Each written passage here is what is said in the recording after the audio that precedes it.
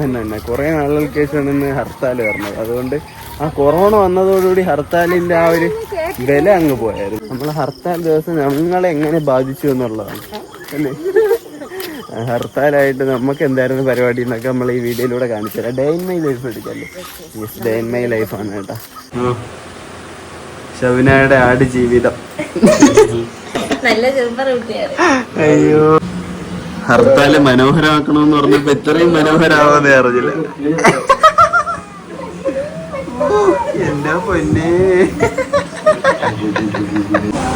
എടാ ഞാൻ വിചാരിച്ച സംഭവം ഹർത്താലായോണ്ട് നമ്മൾ മാത്രമേ കാണൂല്ലെന്ന്. ഇവിടെ ഒന്ന് നോക്കിയാൽ പക്ഷെ എന്റെ പൊന്നേ ഇത് കണ്ട ഫുള്ള് ആൾക്കാരേട്ടാ. എല്ലാരും ഹർത്താൽ ആഘോഷിക്കാനായിട്ട് വന്നേക്കുന്നു. കണ്ടാ ഇവിടെ നിന്ന് സൈഡ് ഓരം ഇങ്ങനെ പോയി വെള്ളച്ചാട്ടത്തിന്റെ അകത്ത് കയറി കുളിക്കാൻ പറ്റും. അതാണ് ഇവിടുത്തെ പ്രത്യേകത.